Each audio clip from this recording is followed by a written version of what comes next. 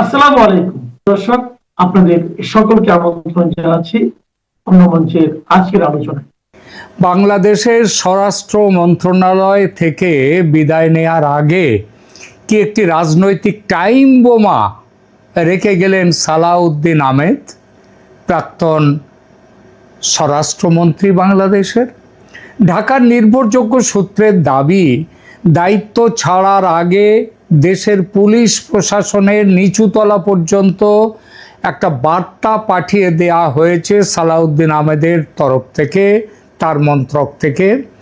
সেই বার্তাটিতে বলা হয়েছে, আওয়ামী লীগের সক্রিয় কর্মীদের চিহ্নিত করো, ধরো এবং জেল ভরো।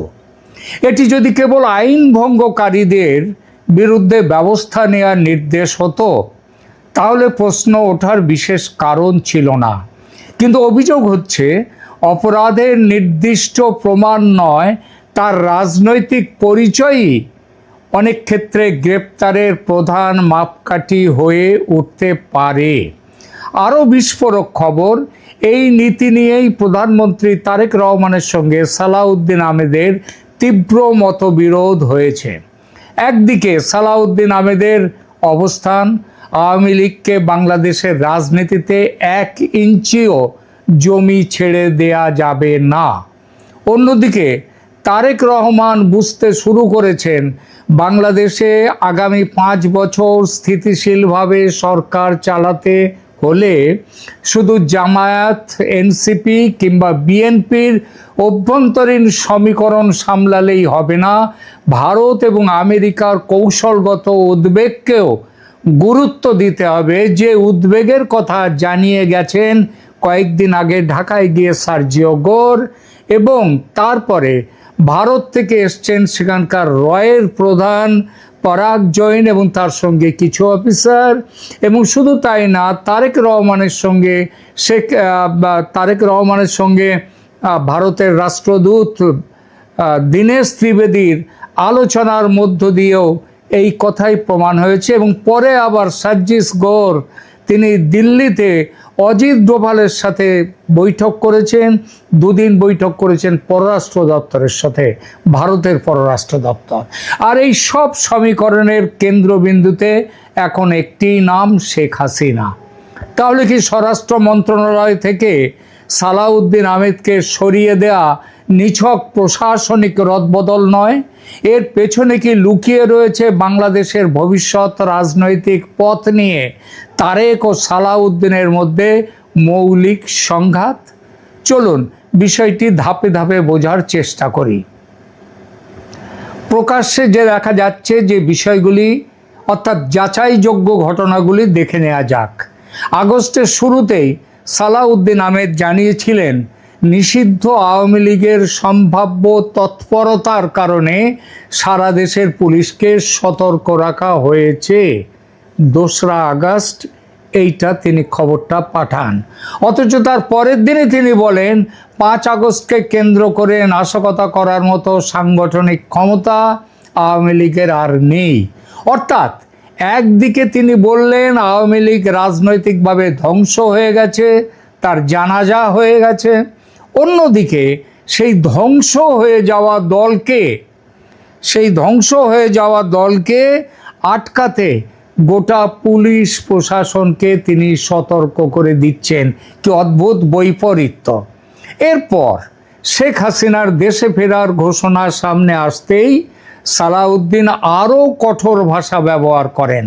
তার বক্তব্যের সার কথা ছিল, আওয়ামী লীগ শেষ, দলটি দিল্লিতে সমাধিত এবং বাংলাদেশের মানুষ শেখ হাসিনাকে রাজনীতিতে ফিরতে দেবে না। তিনি ভারতকে হাসিনা কার্ড খেলার অভিযোগেও অভিযুক্ত করেন। কিন্তু অদ্ভুত ব্যাপার হচ্ছে, ঠিক সেই একই সময়ে প্রধানমন্ত্রী তারেক রহমান ভারতীয় হাই কমিশনার দীনেশ ত্রিবেদীর সঙ্গে আবার তিনি মিটিংয়ে বসছেন। তার মানে দেখা গেল যে সব পুলিশ ফাঁড়িতে আওয়ামী লীগ কর্মীদের গ্রেপ্তারের নির্দেশ, তারেক সালাউদ্দিন ঝগড়া এবং ভারত আমেরিকার চাপ, এই 3টি বিষয় স্বাধীনভাবে প্রমাণিত নয়। তাই ভাষায় আমরা বলেছি সূত্রের দাবি, কারণ এই বিষয়টা একেবারে কার্পেটের নিচে রেখে দেওয়া হয়েছে, কিন্তু কার্পেটের নিচে ঢুকিয়ে রাখলেই যে খবরগুলো মিথ্যে হয়ে যায় তা তো নয়। সুতরাং এটাই হচ্ছে যাওয়ার আগে তারেক রহমানের সরকারের কাছে স্বরাষ্ট্রমন্ত্রী হিসেবে একটি বড় চাল দিয়ে চলে গেলেন সালাউদ্দিন আহমেদ। তিনি অন্য ডিপার্টমেন্টে চলে গেছেন।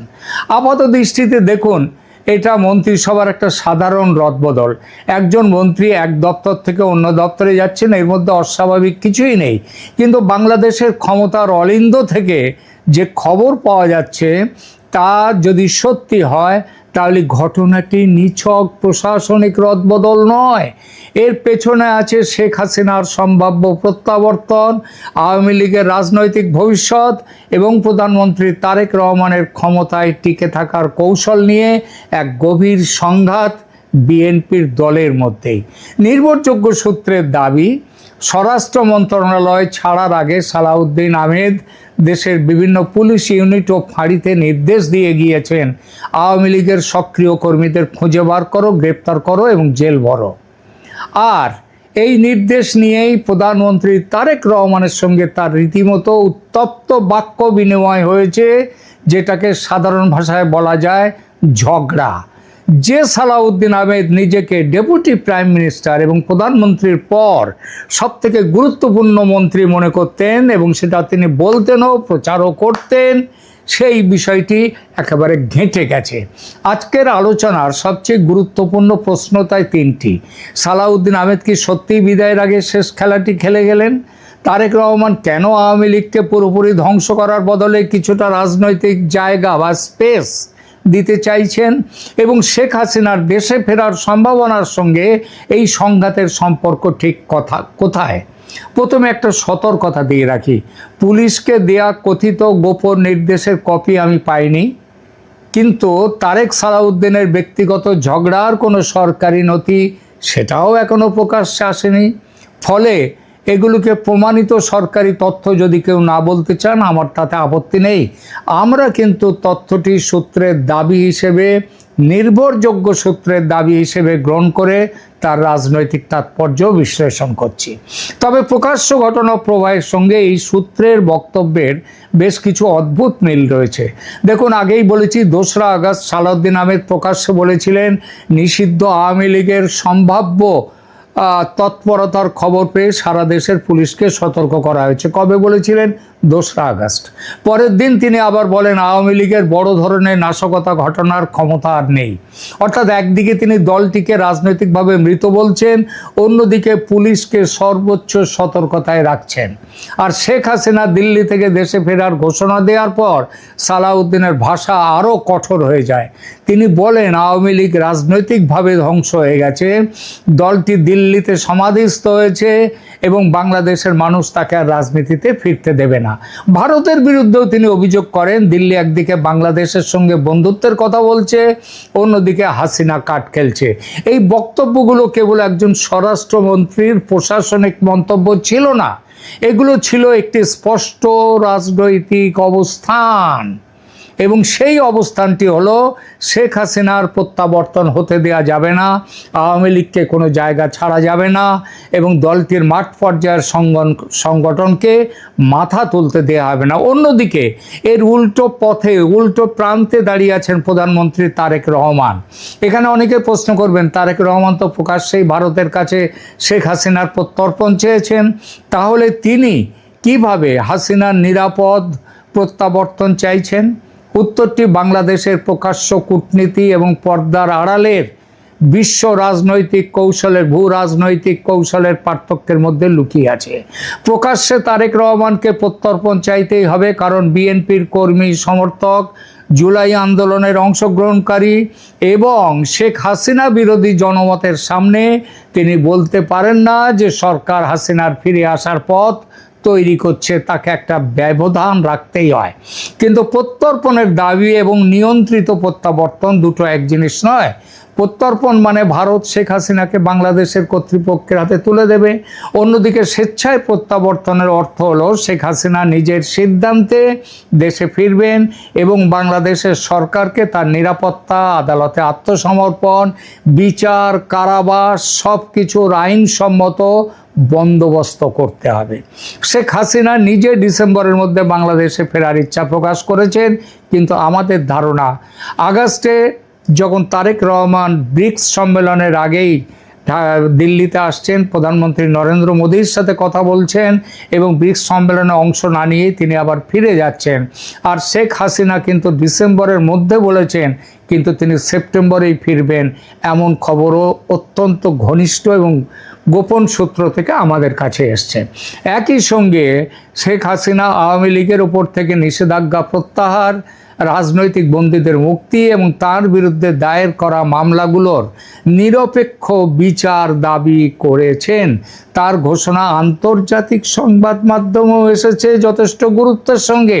অর্থাৎ হাসিনা প্রসঙ্গটি এখন আর শুধু ভারত ও বাংলাদেশের মধ্যে প্রত্যর্পণের বিষয় নয়, এটি বাংলাদেশের অভ্যন্তরীণ স্থিতিশীলতার প্রশ্ন হয়ে উঠেছে। তারেক রহমান বুঝতে পারছেন শেখ হাসিনাকে অনির্দিষ্টকাল ভারতের মাটিতে রেখে বাংলাদেশের রাজনীতিকে স্থিতিশীল করা যাবে না, বাংলাদেশ বাঁচতেও পারবে না ভারতের সাহায্য ছাড়া। কারণ দিল্লিতে অবস্থান করেও শেখ হাসিনা রাজনৈতিক বার্তা দিতে পারেন, আওয়ামী লীগের ছড়িয়ে ছিটিয়ে থাকা সংগঠনকে সক্রিয় করতে পারেন, বাংলাদেশের ওপর আন্তর্জাতিক চাপ বাড়াতে পারেন, ভারত বাংলাদেশ সম্পর্কেও প্রতিনিয়ত নতুন উত্তেজনা তৈরি হতে পারে। কিন্তু তিনি যদি দেশে ফেরেন তাহলে তাকে একটা দৃশ্যমান আইনগত কাঠামোর মধ্যে রাখা সম্ভব। আদালত ঠিক করবে তিনি জামিন পাবেন, বন্দী থাকবেন না অন্য কোনো আইনি সুবিধা পাবেন। সরকার বলতে পারবে সিদ্ধান্তটি রাজনৈতিক প্রতিহিংসার নয়, আদালতের। তারেক রহমানের সামনে দ্বিতীয় বড় হিসাব ভারত। বাংলাদেশের অর্থনীতি, সীমান্ত, বিদ্যুৎ, জ্বালানি, যোগাযোগ, আঞ্চলিক নিরাপত্তায় ভারতের ভূমিকা অস্বীকার করার কোনো সুযোগ নেই। ভারতের সঙ্গে স্থায়ী সংঘাত রেখে 5 বছর নির্বিঘ্নে সরকার চালানো অত্যন্ত কঠিন। 10 আগস্ট ভারতীয় হাই কমিশনার দীনেশ ত্রিবেদীর সঙ্গে বৈঠকে তারেক রহমান নিজেই দুই দেশের সম্পর্ক উন্নয়নের জন্য একটি অনুকূল পরিবেশ তৈরির প্রয়োজনীয়তার কথা বলেছেন, একথা ঘোষণা করেছেন দীনেশ ত্রিবেদী স্বয়ং। একই বৈঠকে বাংলাদেশ হাসিনার প্রত্যর্পণের দাবি তুলেছে। অর্থাৎ তারেক রহমান একই সঙ্গে চাপ এবং সম্পর্ক মেরামত দুই পথেই হাঁটছেন, আর এটাই হলো বাস্তব রাজনীতি।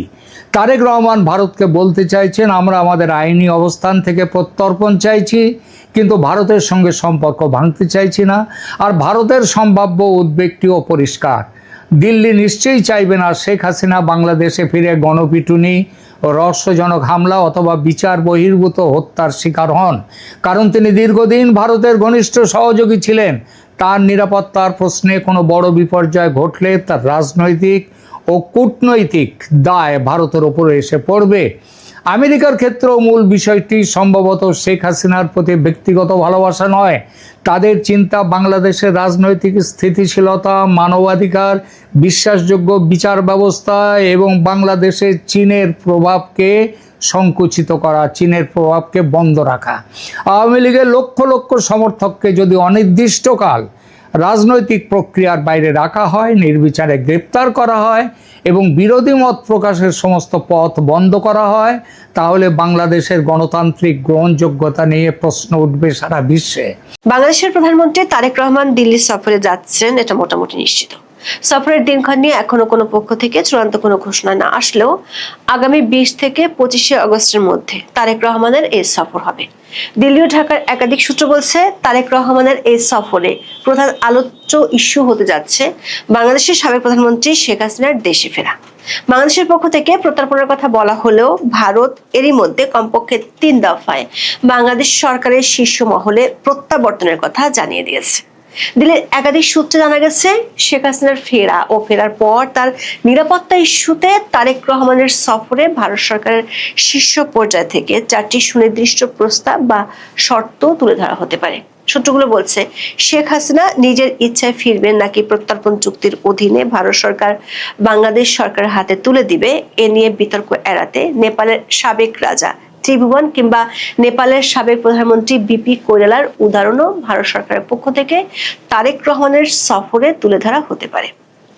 ভারতে দীর্ঘদিন থাকার পর রাজা ত্রিভুবন কিংবা বিপি কৈরালার নেপালে রাজনৈতিক প্রত্যাবর্তন হয়েছিল। অন্যদিকে ঢাকার সূত্রগুলো বলছে শেখ হাসিনা ইস্যুটি পাশ কাটিয়ে বাংলাদেশের জন্য এই মুহূর্তে এবং সামনের দিনগুলোতে গুরুত্বপূর্ণ 4টি ইস্যু নিয়ে আলোচনা করতে চায় দেশটির প্রতিনিধিরা। তবে শেখ হাসিনার দেশে ফেরার ইস্যুটি শুরু না হলে দুই দেশের মধ্যকার জটিলতা আরো বাড়ার আশঙ্কা আছে, এমন ইঙ্গিত মিলেছে সূত্রগুলো থেকে। বিস্তারিত জানতে চলুন যাওয়া যাক বিশ্লেষণে।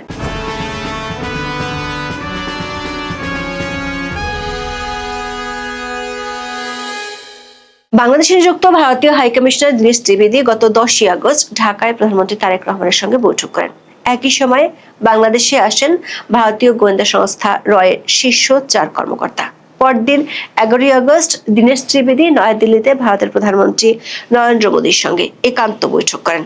এসব বৈঠকের আগে থেকে আগামী 12 থেকে 13 সেপ্টেম্বর দিল্লিতে অনুষ্ঠিত ব্রিক্স শীর্ষ সম্মেলনে বাংলাদেশের প্রধানমন্ত্রী তারেক রহমানের যোগ দেওয়ার বিষয়টি নিয়ে আলোচনা হচ্ছিল। কিন্তু বাংলাদেশ সরকার আপত্তি থাকা সত্ত্বেও গত 5ই আগস্ট দিল্লিতে সংবাদ সম্মেলনে বাংলাদেশের সাবেক প্রধানমন্ত্রী শেখ হাসিনার ভার্চুয়ালি অংশ নেয়া এবং অডিও বক্তব্য দেয়াকে কেন্দ্র করে জটিলতা দেখা দেয়। তারেক রহমানের দিল্লি সফর নিয়ে অনিশ্চয়তার কথা শোনা যায়। শেষ পর্যন্ত ব্রিক্সের মতো বহুপাক্ষিক নয়, দ্বিপক্ষীয় সফরে যাওয়ার সিদ্ধান্ত নিয়েছে ঢাকা। নয়াদিল্লির একটি কূটনৈতিক সূত্রের বরাত দিয়ে ইংরেজি দৈনিক দ্য ডেইলি স্টার বলছে উভয় দেশই এই দ্বিপক্ষীয় সফরের বিষয়ে আগ্রহী ছিল, তবে সময়সূচি মেলানো নিয়ে সমস্যা হচ্ছিল। বিভিন্ন সময়সূচি পর্যালোচনার পর দুই দেশের শীর্ষ কর্মকর্তারা এখন 20 থেকে 25 আগস্টের মধ্যে একটি সময় নির্ধারণের কাছাকাছি আছেন। ডেইলি স্টার বলছে 20 থেকে 21 আগস্ট অথবা 21 থেকে 22 আগস্ট এমন দুটি তারিখ এখন বিবেচনায় রয়েছে। এদিকে ভারতীয় হাইকমিশনার দীনেশ ত্রিবেদী 14ই আগস্ট সন্ধ্যায় ঢাকায় ফিরেছেন। 2-1 দিনের মধ্যে তারিখ চূড়ান্ত হবে। সেটি হলে গত ফেব্রুয়ারিতে দায়িত্ব নেওয়ার পর এটি হবে তারেক রহমানের প্রথম ভারত সফর। ডেইলি স্টার লিখেছে প্রাথমিকভাবে আগস্টের শেষের দিকে সফরের প্রস্তাব দিয়েছিল ঢাকা, কিন্তু ভারতের প্রধানমন্ত্রী Narendra Modi 1 September Shanghai cooperation organisation বা SCO রাষ্ট্রপ্রধানদের সম্মেলনে যোগ দিতে কিরগিজস্তানে যাচ্ছেন বলে ভারত অন্য একটি সময়সূচি চেয়েছিল। এছাড়া বাংলাদেশের পররাষ্ট্রমন্ত্রী খলিলুর রহমানও সেপ্টেম্বরের শুরুতে জাতিসংঘের সাধারণ পরিষদের সভাপতি হিসেবে দায়িত্ব নিতে নিউ ইয়র্কে যাবেন। এসব কারণে উভয় পক্ষ 20 থেকে 25 আগস্টের মধ্যে এই সফরটি শেষ করতে চায়।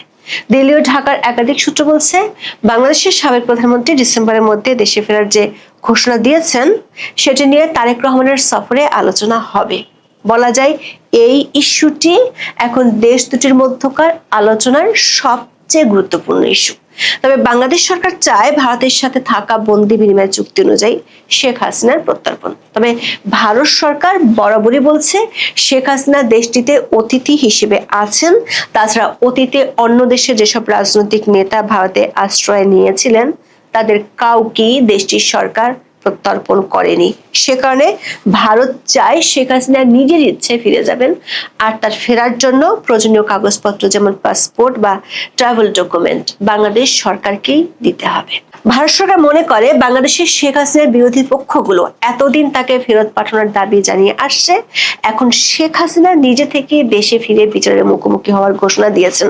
ফলে শেখ হাসিনার ফেরা নিয়ে কোনো পক্ষেরই সমস্যা থাকার কথা নয়, বরং সমস্যাটা শেখ হাসিনা কিভাবে ফিরবেন তা নিয়ে। দিল্লি মনে করে শেখ হাসিনা নিজের ইচ্ছায় ফিরলে তার রাজনৈতিক প্রত্যাবর্তন হবে।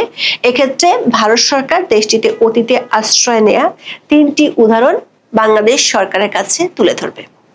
1950 সালে নেপালের রাজা ত্রিভুবন ভারতে আশ্রয় নিয়েছিলেন।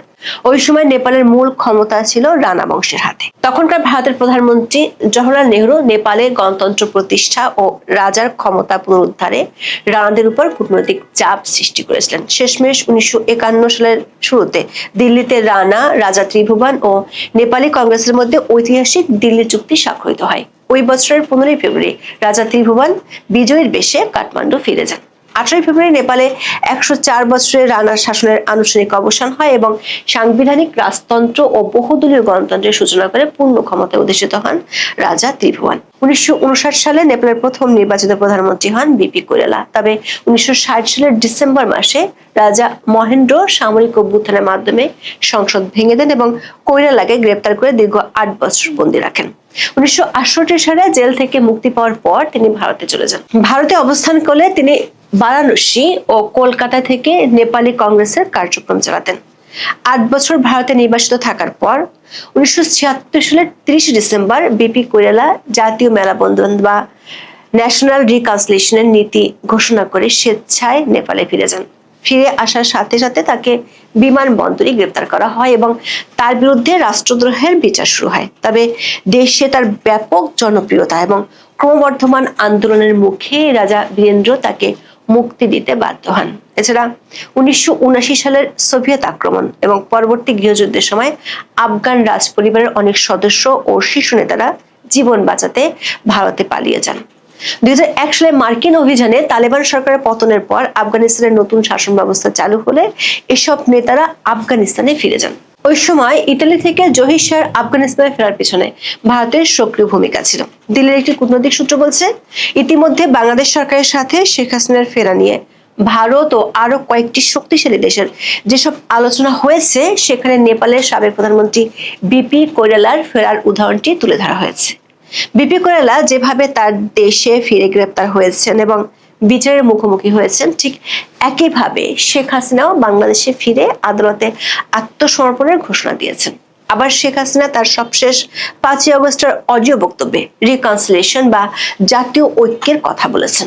সূত্রগুলো বলছে, ভারত সরকারের পক্ষ থেকে এসব উদাহরণ তুলে ধরে শেখ হাসিনার ফেরার পর তার নিরাপত্তা ইস্যুটি নিয়ে বিস্তারিত আলোচনা করা হতে পারে।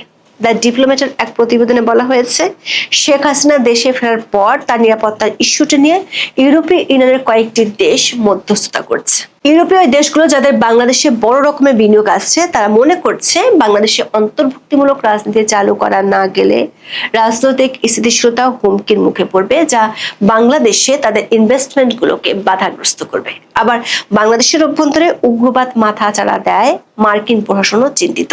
ঢাকার একটি কূটনৈতিক সূত্র বলছে, গত 31শে জুলাই ঢাকায় সফররত যুক্তরাষ্ট্রের দক্ষিণ ও মধ্য এশিয়া বিষয়ক বিশেষ দূত ও প্রেসিডেন্ট ট্রাম্পের বন্ধু সার্জিও গোরের সঙ্গে বৈঠক করেছিলেন দীনেশ ত্রিবেদী। বাংলাদেশ ইস্যুতে ভারত ও যুক্তরাষ্ট্রের স্বার্থ সংশ্লিষ্ট অভিন্ন কিছু বিষয় ওই বৈঠকে আলোচনা হয়েছে, যদিও বৈঠকটি নিয়ে দেশ দুটির পক্ষ থেকে আনুষ্ঠানিকভাবে কোনো কিছু জানানো হয়নি।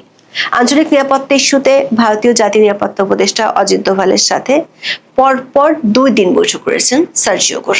একটি সূত্র নিশ্চিত করেছে, ভারত ছাড়া আরো 4টি দেশ শেখ হাসিনার দেশে ফেরা এবং নির্বাহী আদেশে আওয়ামী লীগের কার্যক্রমের উপর জারি করা নিষেধাজ্ঞা তুলে নেয় নিয়ে কূটনৈতিক তৎপরতা চালাচ্ছে। বাংলাদেশের ত্রয়োদশ জাতীয় সংসদ নির্বাচনের আগে এই দেশগুলো বিএনপি সহ দেশের অন্য রাজনৈতিক দলগুলোর সাথে আলোচনা করেছিল। কূটনৈতিক মহলের আলোচনায় উঠে এসেছে, শেখ হাসিনা ফিরলে তার দলের নেতাকর্মীরা মিছিল মিটিং করবে, ফলে তখন গ্রেপ্তার ও ধরপাকড় করলে রাজনৈতিক পরিস্থিতি সহিংস হয়ে উঠতে পারে। আবার শেখ হাসিনা ফেরার পর আওয়ামী লীগ যদি পূর্ণ শক্তিতে মাঠে নামে, তখন সরকার নির্বাহী আদেশে নিষেধাজ্ঞা কার্যত কাগজে কলমে রূপ নেবে। তেমন রাজনৈতিক পরিস্থিতিতে আওয়ামী লীগকে নিয়ন্ত্রণ করা সরকারের পক্ষে অসম্ভব হয়ে পড়বে। এই কারণে এসব বিষয়ে থার্ড পার্টির মধ্যস্থতায় সমঝোতা দরকার আছে বলে মনে করে কূটনৈতিক সূত্রগুলো। 1/3 সমর্থকদের দলকে বিশেষ পরিস্থিতির কারণে 2 বছরের বেশি সময় কার্যক্রম নিষিদ্ধ করে রাখা হয়েছিল। দীর্ঘদিন নিষিদ্ধ করে রাখলে সে পরিস্থিতি বরং উল্টো ফল নিয়ে আসতে পারে। বিবিসি বাংলার এক প্রতিবেদনে বলা হয়েছে, শেখ হাসিনার আসা না আসার বিষয়টি যে শুধু তার একার উপর নির্ভর করছে তা না। বাংলাদেশে যদি সত্যি তিনি ফিরে আসেন, তাহলে এরপর দেশের রাজনৈতিক পরিস্থিতি কেমন হবে সেটার মূল্যায়নও গুরুত্বপূর্ণ। ইস্যুটির সঙ্গে এখন ভারত বাংলাদেশ দ্বিপাক্ষিক সম্পর্কের ভবিষ্যৎ জড়িয়ে আছে। প্রতিবেদনটিতে একটি প্রশ্ন রাখা হয়েছে, সেটি হলো ভারত সরকার বাংলাদেশের সঙ্গে দর কষাকষির সুযোগ হিসেবে শেখ হাসিনা ইস্যুকে ব্যবহার করছে। এই প্রশ্নের উত্তরে সাবেক কূটনীতিক এম হুমায়ুন কবির বলেছেন, ইতিমধ্যে যা ঘটে গেছে তাতে ভারত দর কষাকষি করছে এমনটা মনে হয় না। ঢাকার কূটনৈতিক সূত্রগুলো বলছে, বাংলাদেশের কাছে শেখ হাসিনার ফেরার চেয়ে বেশি গুরুত্বপূর্ণ হলো জ্বালানি সহায়তা, গঙ্গার পানি আর তিস্তা প্রকল্প। যুদ্ধের কারণে হরমুজ প্রণালী দিয়ে বৈশ্বিক জ্বালানি সরবরাহ ব্যাহত হওয়ায় বাংলাদেশের এখন জ্বালানি সহায়তা খুব জরুরি। দক্ষিণ এশিয়ার অন্য দেশ যেমন নেপাল, ভুটান ও শ্রীলঙ্কা বর্তমান পরিস্থিতিতে ভারত থেকে বেশি জ্বালানি সহায়তা পাচ্ছে। আবার আগামী ডিসেম্বরে গঙ্গা চুক্তির মেয়াদ শেষ হচ্ছে। অন্যদিকে 2011 সাল থেকে চেষ্টা চালানোর পরও তিস্তা চুক্তির বিষয়টি এখনো অমীমাংসিত আছে।